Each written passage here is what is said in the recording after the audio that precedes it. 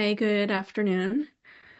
Just as a caveat, I wrote my comments prior to the discussion today, so some of them are repetitive and may not be valid or relevant anymore.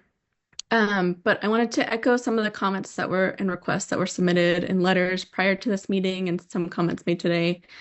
But I also wanted to note that um, today's discussion regarding public trust is concerning, and I encourage the board to do what it can to make sure that the public trust is protected.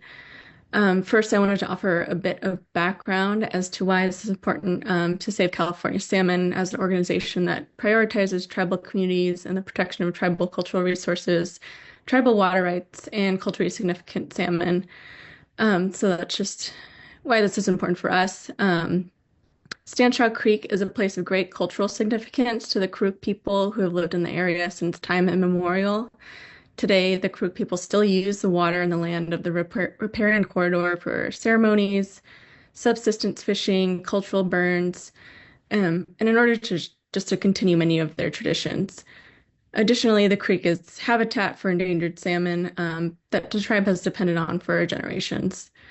The proposed order potentially causes a threat to these cultural practices of the tribal community around Stanchaw Creek. And ultimately, before the final order is adopted, we feel there are edits, potential further discussion that needs to occur.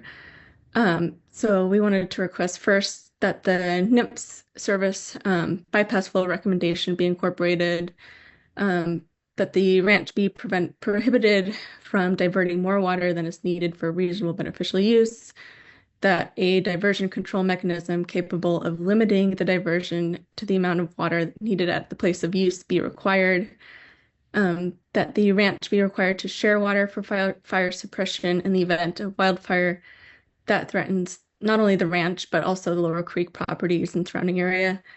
And finally, that the ranch be required to transfer its system from the unstable ditch system to a pipe-based system due to potential water loss and failure.